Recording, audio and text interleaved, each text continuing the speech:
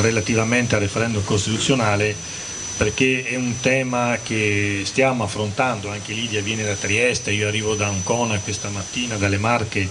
Stiamo affrontando su tutto il territorio nazionale sempre in maniera più intensa, perché ci rendiamo conto che c'è o disinformazione o proprio non c'è nessuna informazione. E la sensazione che sto maturando girando su e giù per l'Italia è che mano a mano che se ne parla, che si approfondiscono i temi, i no sicuramente si rafforzano, e certamente questo ha anche impaurito il Presidente del Consiglio dei Ministri. Ma io vi voglio dare soltanto alcuni flash sul contenuto e sulle procedure di questa cosiddetta riforma costituzionale, perché poi mi hanno detto che ci dovrebbero essere anche degli interventi da parte vostra, e quindi credo che possa essere anche più interessante un dialogo con domande oppure riflessioni assieme.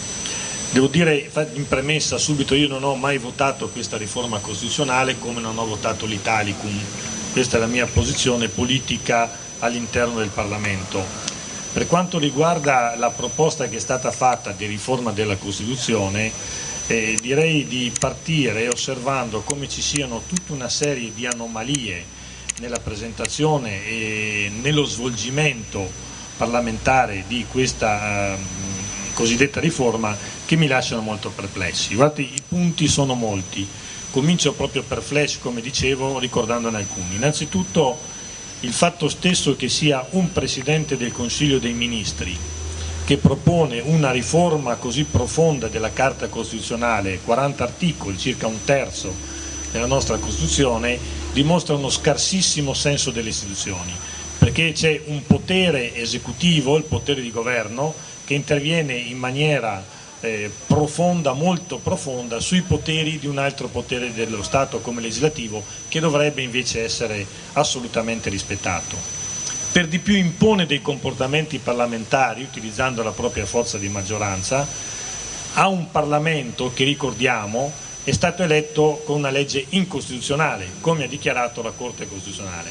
E quando la Corte Costituzionale ha emesso la sua sentenza sul cosiddetto Porcellum, quello di Calderoli, ha detto chiaramente: certamente il Parlamento, questo Parlamento può operare in maniera legittima, però visto il vizio di origine che l'ha portato a essere Parlamento, di incostituzionalità, può operare sostanzialmente secondo quelle che sono le forme ordinarie, comportamenti ordinari, deve fare una legge elettorale secondo i principi costituzionali e poi si deve andare a votare. E invece abbiamo visto assolutamente tutt'altra cosa, con una proposta di riforma molto pesante, innanzitutto in quanto proposta, e poi nell'iter parlamentare con interventi addirittura militareschi. Io mi limito a ricordarne uno che ricordiamo tutti, appena vi farò i nomi ve lo ricorderete certamente tutti anche voi. Quando a un certo punto, nelle fasi iniziali, all'interno della Commissione Affari Costituzionali del Senato, si stava prospettando una maggioranza contraria alla proposta di riforma del governo, 2 senatori del Partito Democratico sono stati prelevati manu militari e cacciati via. Tanto per fare i nomi, Mineo e Chiti, lo ricordiamo tutti adesso. Alla Camera addirittura la situazione è stata anticipata. Prima che questo disegno di legge costituzionale passasse alla Camera dei Deputati, i parlamentari del Partito Democratico contrari sono stati invitati, diciamo benevolmente, ad andarsene per lasciare il posto ad altri di provata fede. Così è successo, quindi deformando anche quello che era la composizione originaria e istituzionale della Commissione Affari Costituzionali sia al Senato che alla Camera. Però guardate, questo non basta, perché mano a mano che si è andati avanti abbiamo assistito a prevaricazioni anche all'interno delle aule parlamentari del Senato. Mi limito a ricordarvene una che mi riguarda direttamente e che ovviamente risulta dagli atti parlamentari.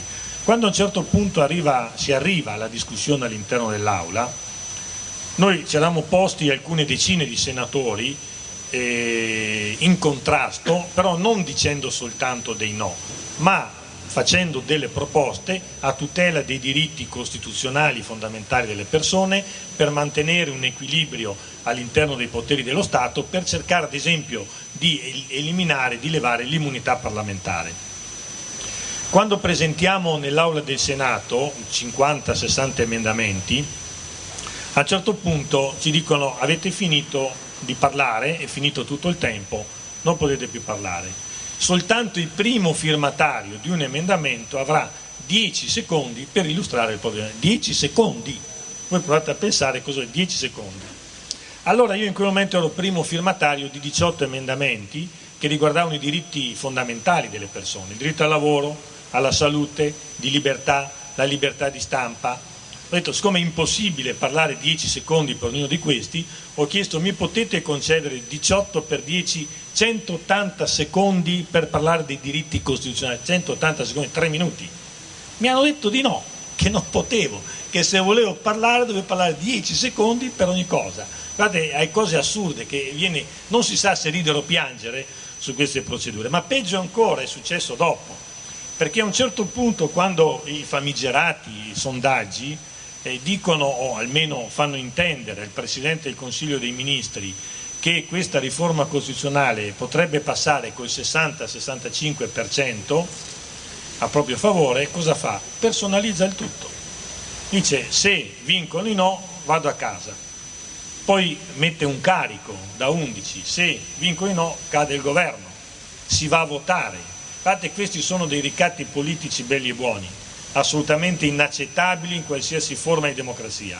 Salvo poi ripensare, quando ha visto i sondaggi reali che le cose andavano in maniera diversa, è stato consigliato dai suoi dire cerca di spersonalizzare, cambia un po' linea di comportamento e così pare che stia succedendo. Ma questi sono i comportamenti che ci sono stati. Guardate, legare la vita di un governo alla riforma della Costituzione vuol dire non avere nessun senso delle istituzioni, vuol dire non sapere che cos'è la Costituzione, non sapere che la Costituzione rimarrà lì per decenni e che i governi possono anche passare e dovranno rispettare tutti la Costituzione.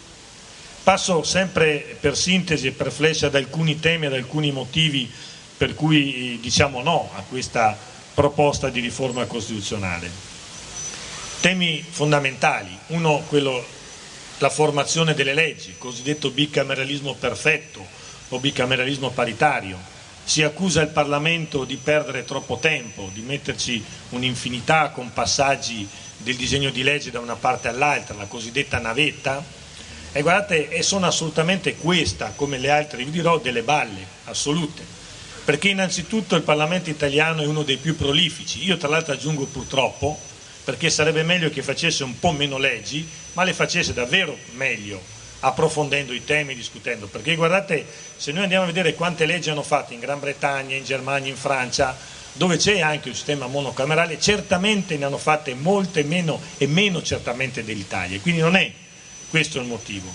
Secondo aspetto, queste navette dicono, la legge che va da una parte all'altra così, e quindi si perde il tempo. Guardate, noi abbiamo preso tutte le precedenti legislature, ma facciamo un esempio con l'ultima legislatura completa, quella che è finita nel 2013, 2008-2013, sono stati portati a compimento 391 atti aventi forza di legge, tra decreti legge, disegni legge parlamentari, di governo, 391.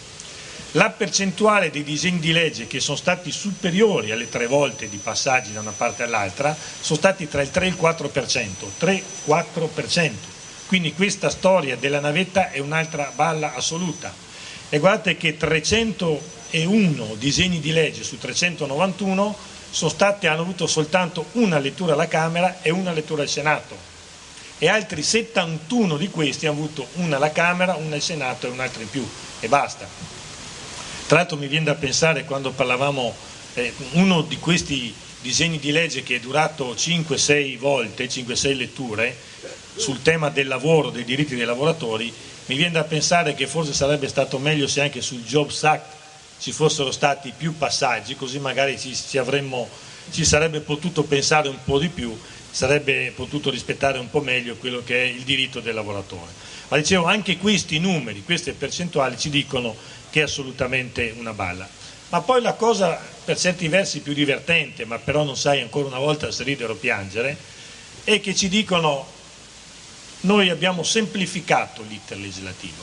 Allora voi provate a chiedere a uno o a più professori di diritto costituzionale quante sono le procedure di formazione della legge previste dal nuovo articolo 70 e 72 in parte. Non sanno mettersi d'accordo, perché troverete chi vi dice 4 procedure, però poi ci sono le sottoprocedure, poi c'è chi dice sono 6, forse 7, qualcuno arriva a 8, qualcuno arriva a 12. I professori di diritto costituzionale non sanno quante sono. Adesso noi abbiamo una procedura, Camera-Senato, se non è completa si passa un'altra volta. Qui abbiamo dei passaggi continui delle previsioni tra Camera e Senato, con, diciamo, io le ho contate 8, prendete buono questo mio numero, c'è chi dice 6, chi dice 12. Con queste procedure tra Camera e Senato, che non si sa come possono andare a finire, perché quando sorge un conflitto non si sa sulla base di quali criteri il conflitto deve essere risolto al Presidente di Camera e Senato. Per cui a un certo punto io dico, invece di avere un bicameralismo perfetto o paritario, dico che noi stiamo passando da un bicameralismo perfetto a un bicameralismo incasinato, per un altro motivo, perché non è che è vera quell'altra storia tanto strombazzata, specialmente nelle fasi iniziali, il Senato deve essere abolito per i costi della politica, così, perché un Senato rimarrà, un senatellum, se vogliamo usare queste espressioni, un Senato ibrido che non si sa che bestia sia, perché non è un Senato delle regioni, non è un Senato delle garanzie, non è un Senato che deve tutelare i diritti fondamentali delle persone, è un Senato che innanzitutto non sappiamo come verrà nominato, perché sappiamo soltanto che ci sono delle norme anche qua di carattere generale in questa proposta di riforma incasinate, però se dovessero passare sì, il Parlamento dovrà approvare entro 3 mesi una legge nazionale, dopodiché altri 6 mesi, quindi sono 9 mesi almeno, ci sono le leggi regionali, regione per regione, che dovranno precisare quali saranno le procedure. E allora per questo Senatellum ibrido potremmo avere delle leggi di formazione del Senato diverse, dalla Sicilia al Piemonte, al Veneto, alla Lombardia, eccetera. Assolutamente inaccettabile una situazione di questo tipo. Come si farà? Per di più con un Senato a formazione progressiva, perché mano a mano che i consigli regionali scadono o che i sindaci scadono, perché ce ne dovrebbero essere tra 15 e 20, cosa succede? Che questo Senato, composto da 95 più 5 fissi, di che dirò tra poco, questo Senato a formazione progressiva cambia continuamente, con benefici del lavoro parlamentare che potete immaginare, perché se il Veneto scade ad esempio tra 2 anni, la Lombardia scadrà tra 3 anni, quindi abbiamo senatori che entrano, senatori che escono, quindi queste cose delle porte aperte, dei girelli potremmo dire, potremmo dire un Senato con i girelli, perché questi entrano, escono e non ci sarà mai una composizione fissa. Un altro dato, sempre sul Senato, è assolutamente inaccettabile che dei rappresentanti dei cittadini e del popolo non vengano eletti direttamente dai cittadini. Io sono fortemente convinto della necessità che un parlamentare risponda direttamente ai propri elettori. Allora non ci vuole quel filtro che sarà costituito dalle segreterie nazionali partiti, perché chi deciderà come sarà composto il Senato saranno le segreterie nazionali partiti, con questo livello intermedio, non saranno i cittadini.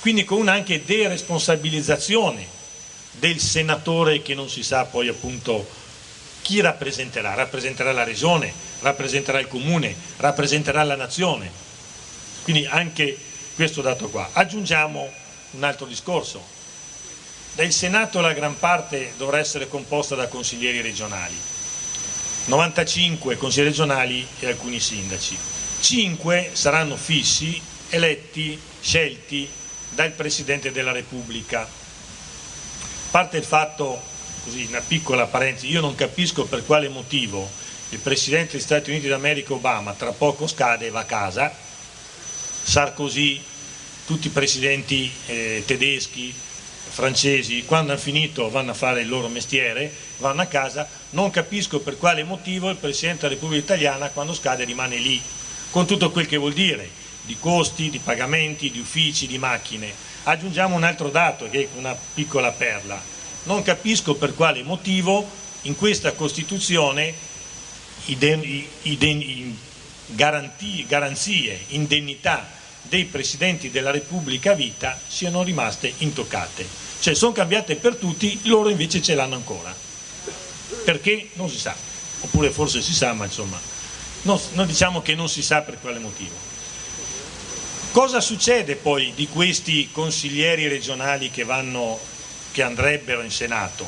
Consiglieri regionali, lo sappiamo dalle cronache, dei giornali, delle televisioni, sono la rappresentazione peggiore della classe politica italiana. Ma cosa succederebbe se, come è successo anche di recente negli anni passati, a un certo punto qualcuno finisse in galera per dei reati? Avremo un consiglio regionale, dei consigli regionali all'interno dello stesso organismo, alcuni in galera perché arrestati e gli altri che dovrebbero finire in galera invece che continuano a fare consigli regionali e senatori. Non so se questa sia una scena accettabile. Si diceva, ma questo lo ricordo e poi passo a un altro punto flash, si diceva per eliminare i costi della politica. Guardate che il costo del Senato, del bilancio del Senato attuale sul bilancio dello Stato, questo è dello 0,06%. Allora mi viene da dire, ma perché non andiamo a fare i tagli per davvero dove sono inutili? C'è Lidia, mi viene in mente un dato, piccola parentesi lo stesso, gli F-35. Siamo partiti, ce n'erano 130, 135 F che dovevano essere costruiti così. Allora un F-35 costa il doppio di quello che si risparmierebbe, quindi basterebbe levarne uno intanto. Poi siamo scesi da 130, sono diventati 90, adesso sembra che dovrebbe essere una trentina caccia bombardieri d'assalto, non si sa chi si va ad assaltare. A parte questo, ecco, invece di 30 eliminiamone uno all'anno, forse potrebbe essere molto più utile e si guadagnerebbe molto di più. Rapidamente, e poi passo la parola a voi, quello che viene chiamato con una brutta espressione giuridica, perché poi quando le espressioni giuridiche entrano nel termine ordinario piacciono poco, questo combinato disposto tra la riforma costituzionale e la legge elettorale. Guardate che questo è devastante, perché noi abbiamo, perché è già entrata in vigore a luglio di quest'anno, una legge elettorale, cosiddetto Italicum, che attribuendo il 55% dei seggi della Camera dei Deputati a chi ottiene una percentuale bassa di votanti, come dirò tra poco, questo sistema scombina l'equilibrio istituzionale e costituzionale. Perché vi faccio un esempio, nella politica attuale sono sostanzialmente tre gruppi o partiti che si contendono la vittoria elettorale politica, chiunque sia, movimento, gruppo, partito, è assolutamente indifferente a questo scopo, ma può succedere tranquillamente in questo scenario che uno arrivi al 26%, uno al 25% e uno al 24%. A parte il fatto che il secondo e il terzo si potrebbero mettere d'accordo per far perdere il primo, e già questo va contro quella che è una regola di democrazia ordinaria, perché se chi vince dovrebbe essere il primo. Ma a parte questo, guardate che con questo 26%, quando si va al ballottaggio e si vince, questo 26%, come diceva, si porta a casa il 55% dei deputati. Ma questo 26% con le percentuali che ci si stanno prospettando in questo periodo, cioè di circa il 50% poco più dei votanti, vuol dire che invece del 26% degli elettori abbiamo il 13, 14, 15% dei cittadini aventi diritto al voto.